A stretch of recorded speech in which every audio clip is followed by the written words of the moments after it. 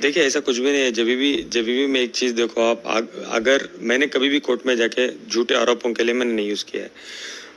मैं आया बाहर, मैं सिर्फ मेरे मुद्दे के मेरे बातें रखी, मेरे पे झूठे आरोप जो लगाए थे उसको मैंने प्रूफ के साथ रखे। जब भी देखो मैं एक बात कहना चाहूँगा, आगे से मुझे जब कुछ प्रोवोक करते हैं तभी मैं कुछ स्टेप लेता हूँ या कुछ करने की कोशिश करता हूँ। फॉर एन एग्जाम्पल, सबसे पहले मैंने तो कुछ बोला नहीं था आके मीडिया में कि मैं 100 करोड़ का डिफेमेशन करती हूँ। जब उन्होंने आके बोला तो मैंने सोचा, जब आज भी ये झूठ का सहारा लेके मेरे पर 100 करोड़ की डिफेमेशन की बड़ी बड़ी बातें करती है, तो मेरे पास तो हर चीज़ है। इन्होंने मेरे माँ बाप को नीलाम किया है, मेरी बहन के बारे में बात किया है, एक इंटरव्यू में बोलती है मेरी बहन के बारे में, मेरे बारे में। जब इतना गंदा इन्होंने बोला है ऑलरेडी, तो मेरे तो 200 करोड़ का डिफेमेशन बनता है और जेन्युइनली उससे भी ज़्यादा बनता है। हाँ, कोर्ट फीस जितनी बन सकते हैं हमको उतना ही क्लेम करना है, लेकिन ठीक है 200 करोड़ का डिफेमेशन हमने क्लेम किया है। उसमें बहुत सारी चीज़ें हमने ऐड भी की है जो जो उन्होंने मेरे साथ किया है। जो देखो, जो उन्होंने मेरे बारे में बोला था, गंदा बुरा बोला था, मुझे जेल करवाई उन्होंने। और उसके अलावा उसके बाहर जो उन्होंने मेरे पे गंद रचाया है, मेरे माँ बाप, हर इंसान, मेरी पूरी फैमिली को उसने टॉर्चर किया है, उन्होंने टॉर्चर किया है। तो मैंने तो उनकी फैमिली को कभी भी गलत नहीं कहा, ना उनकी माँ के बारे में, ना उनके भाई के बारे में, ना उनकी फैमिली के बारे में। ये इतना गंद बात करती है मेरे बारे में हो या मेरी बहन के बारे में हो या मेरे माँ, मेरे बाप, मेरी पूरी फैमिली के बारे में। तो हाँ, इसके बिहाफ मैंने किया है। और भी बहुत कुछ है, और भी बहुत कुछ हम करने वाले हैं, लेकिन मैं इनकी तरह मीडिया ट्रेल तो नहीं चाहूँगा। मैं जब भी जाऊंगा मैं इसे न्याय के लिए जाऊंगा, चुपचाप एक नॉर्मल इंसान जैसे जाता है कोर्ट में, मैं ये काम करूंगा और मैं वापस आ जाऊंगा। हाँ, कभी मीडिया अगर स्पॉट हो गए तो मैं उसको तो अवॉइड नहीं कर सकता, या मैं इनकी तरह सबसे पहले पुलिस स्टेशन में देखो मैं हम ये करने जा रहे हैं, फिर बाहर आके हमने ये किया, फिर हम वो करेंगे। मुझे ये चीज़ें नहीं चाहिए, मुझे न्याय चाहिए, मुझे कोई मीडिया ट्रेल चाहिए ही नहीं। हाँ, 200 करोड़ तो बनता है ना। उन्होंने मेरे साथ क्या कुछ नहीं किया। अगर मैंने कुछ भी नहीं किया उनके साथ, अगर वो झूठे आरोप लगाते हैं इंस्टाग्राम के या वगैरह वगैरह वगैरह, और वो जब 100 करोड़ रुपए क्लेम करते हैं, तो मेरा तो 200 करोड़ बनता, बिकॉज उन्होंने मेरी फैमिली के हर एक मेंबर को नहीं चाहिए। रिसेंट एक इंटरव्यू में तो उन्होंने मेरी बहन पे भी आरोप लगाए थे उनकी। आज भी मैं कहूंगा, जबकि मुझे उनकी फैमिली के बारे में हर चीज़ भी पता है, तो उनकी कमजोरी को मैं नहीं बताना चाहूंगा, because I want to be a very decent guy. और मैं फैमिली को इज्जत करता हूँ, उनकी फैमिली मेरी फैमिली थी एक टाइम पे, तो इस वजह से मैं उनके बारे में कुछ भी नहीं बात करूँगा। आज भी मुझे याद है उनके भाई, उनकी फैमिली एक दो बारी मेरे से बात की, वो रिस्पेक्ट मैं देता हूँ। हालांकि मेरी बहन, मेरी माँ बाप एक ना एक बार तो उनसे बात किए थे, और जब भी पेश आए थे बहुत शराफत से, जैसे मैं पेश आ रहा हूँ इससे बेटर उनसे वो पेश आए थे। फिर भी उनकी लैंग्वेज देखो कैसी हो सकती है, और वो लैंग्वेज रख के मेरे पे झूठे आरोप 100 करोड़ के। तो मैंने सोचा इतने सारे केसेस डाल रहे हैं, इसका भी एक तगड़ा जवाब भी देते हैं, और प्रॉपरली दूंगा, प्रॉपरली। ऐसा नहीं कि मैं केस वापस लूंगा, ऐसा नहीं कि मैं सिर्फ मीडिया ट्रेल के लिए कर रहा हूँ, डराने के लिए। मैं प्रॉपर में केस लड़के खत्म होने तक मैं फाइट करूंगा उसका। देखिए, मुझे ये चीज़ों की कोई ये सब करने की मुझे ज़रूरत नहीं है। हाँ, इंस्टाग्राम में स्टार्टिंग में चैटिंग हो रही थी तो मैं भी कर रहा था, बिकॉज मुझे आके बात करना था, मेरे बातें रखना था। मुझे ये तो कहीं ना कहीं डर था कि नेक्स्ट टाइम भी ऐसा कुछ वो गेम ना खेल जाए मेरे से कि मैं आके बात ना कर पाऊँ। आज भी कभी कभी वो इंस्टाग्राम में बातें करती है, मेरे पास हैं, आज भी मेरे पास बहुत सारे एविडेंस दिखाने के लिए। इंस्टाग्राम में लिखती है बातें कि ये वो वगैरह वगैरह, उनके साइड से आने देना बातें भी, मुझे 100% पता है वो भी आएंगे तो झूठी बोलेंगे, और मैं एविडेंटली ये भी दिखा दूंगा कि मैंने क्या बात की थी। कॉल कभी भी नहीं हुआ है, ना उनके पास मेरे नए नंबर्स हैं, कभी भी कॉल नहीं हुआ, ना मैं कॉल में बात भी करना चाहूँगा, ना कहीं मैं बैठ के बात भी करना चाहूँगा। देखिए, जितना राखी ने मेरे साथ किया है, जितना उनको मन पड़ा, उन्होंने हर चीज़ हर तरीके से की है। बस अभी मैं प्रॉपरली जो भी मैं करूँगा, मैं लीगल के दायरे में ही रह के एक्शन लेना चाहूँगा, या जो भी करना चाहूँगा। क्या अच्छा, मेरी बात आप छोड़ ही दो, इससे प्रीवियस उनके जितने भी रिलेशनशिप थे उनके बारे में भी उन्होंने यही किया। तो क्यों करती हैं वो?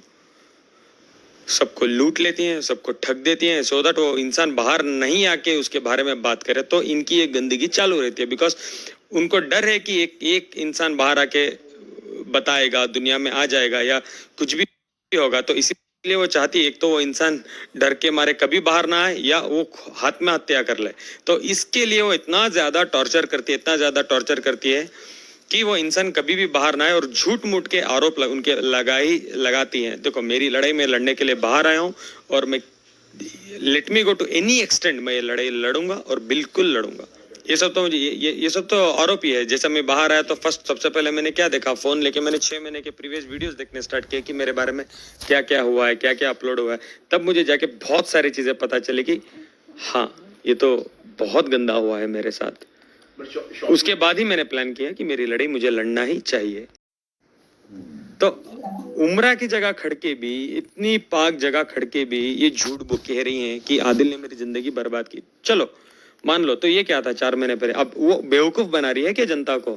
जब ब्रेकअप की उन्होंने पार्टी रखी थी, लोगों को इनवाइट किया था, सजी, नीट से कपड़े पहने, ढोल बजाया, डांस किया, परफॉर्मेंस किया, ब्रेकअप पार्टी। तो ये तो बहुत खुश थी ब्रेकअप को लेके। आज कह रही है कि आदिल ने जिंदगी बर्बाद की। बर्बाद क्या, जो आदिल आके आज बाहर बात कर रहा है वो बर्बादी है क्या? आप चाहती थी आदिल जिंदगी में बाहर ना आए, आपकी असलियत ना पता चले, और आप नए नए लड़कों को ठगना स्टार्ट करो, जैसे आपके नए नए अफेयर अभी चालू है ऑलरेडी। तो मेरे बाहर आने के बाद ये भी मुझे पता चला कि ये मैडम तो ऑलरेडी एंगेज्ड है किसी के साथ, वीडियोस भी होते हैं। शायद राखी इज प्रेग्नेंट और राखी इज मैरिड, की राखी कब शादी होने वाली है, ये सब ड्रामा ऑलरेडी 80-90% हो गया होता। तो ही शुड थैंक मी एटलीस्ट, मैं आके बता रहा हूँ so that he could take one step behind और have a reverse gear in his life. देखिए मैं ये तो नहीं कह सकता, बिकॉज मैं ऐसा तो नहीं हूँ कि कल सवेरे ये रिलीजन में चले जाऊँ या ये वो रिलीजन में चले जाऊँ। पैदाइशी मुसलमान हूँ मैं। मुझे कहने का कोई हक नहीं है कि उम्रा उनका कबूल हुआ है नहीं हुआ है, पब्लिक स्टंट किया है, जो भी उन्होंने किया आप लोगों के सामने है, आप लोग जज कर सकते हो। बिकॉज आज मैं ऐसे बारीक धागे में चल रहा हूँ ना, आज मैं कुछ भी बोलूंगा मेरे पे इल्जाम भी लग सकता है। आप लोग सोचिए, हाँ उम्रा के बारे में कुछ एविडेंसेस को कलेक्ट किया भी हूँ, मिले भी हैं मुझे। जैसे प्रॉपर सब कुछ मिल जाने दो, एक प्रॉपर टॉपिक पे प्रॉपर एपिसोड दूंगा मैं पूरी। मैं चंडी का रूप हूं तेरे लिए, तू महिषासुर राक्षस है। खुशी का राज है कि जब मैसूर गई तो आदिल के इतने सारे पोल खुल गए। मीडिया में जाके बोलता मेरी 3 बीवियां कहाँ हैं, तीन बीवियां कहाँ हैं। अरे घटिया आदमी, मैं चंडी का रूप हूं तेरे लिए, तू महिषासुर राक्षस है। तेरा वध करूंगी और तेरे साथ साथ तेरे आसपास के हैं ना उनका भी वध करूंगी। सुना तूने? तो वो शरीफ औरतें हैं, नकाब वाली, कुछ बड़े बाप की बेटियां हैं, हाई सोसाइटी वाले। वो इस गंदे कीचड़ में नहीं आना चाह रहे, लेकिन उन्होंने सारे प्रूफ दिए। वहां पे जाके ऐसे ऐसे प्रूफ हाथ लगाया ना, अभी भी मैंने इंस्टा पे डाले थे, बट वो अब्बास भाई ने मना कर दिया कि मत डालो, मैंने निकाल दी, क्योंकि उनकी इज्जत है, वो इज्जतदार लोग हैं। इसकी तो इज्जत ही नहीं है कोई, इसकी कौड़ी भर की इसकी इज्जत नहीं है। वो औरत है ना, इज्जतदार है। तो उन्होंने मुझे सारे उनका सब दिखा दिया, मैरिज सर्टिफिकेट सब कुछ। इसके वो कैमरे के सामने नहीं आना चाह रही थी। आप वो स्क्रीन रिकॉर्डिंग दिखाओ, पता चलेगा उसमें क्या क्या है।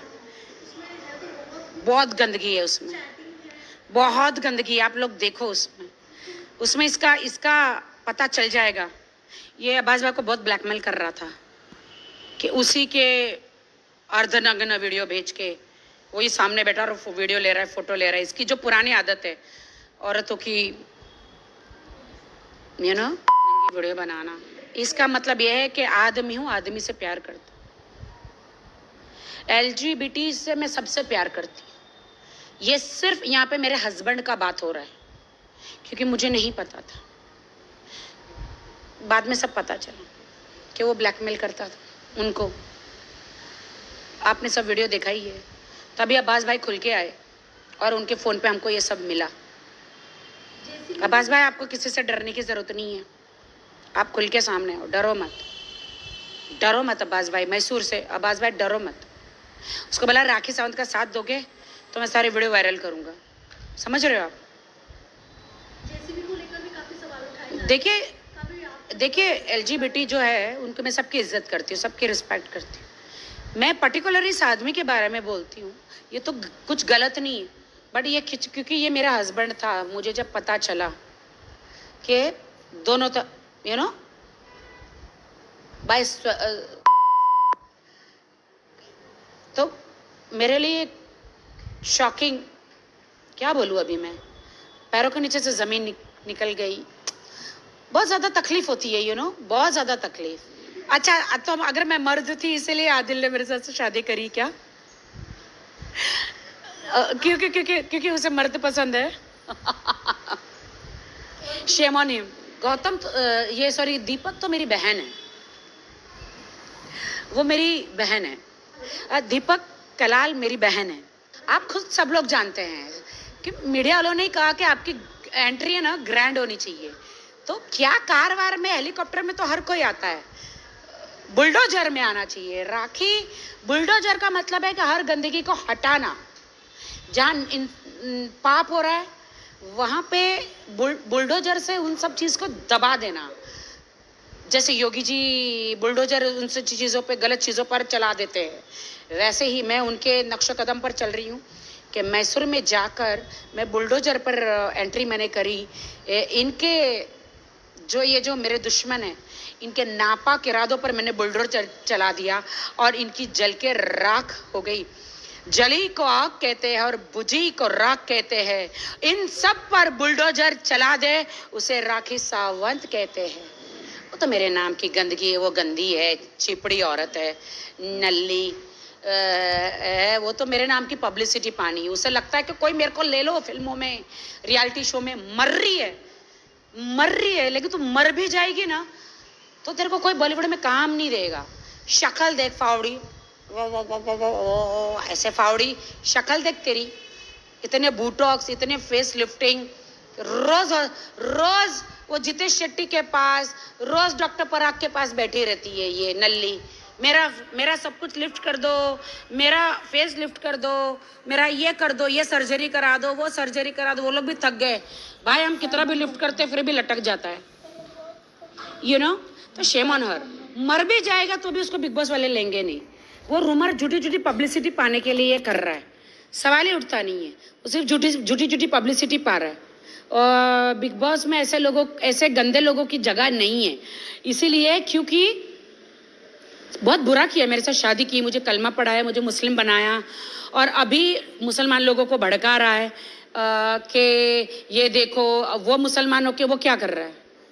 आप देखिए ना, ये वीडियो चलाइए, कुरान पाक पे कसम खा रहा है चड्डा पहन के, बगैर वजू किए।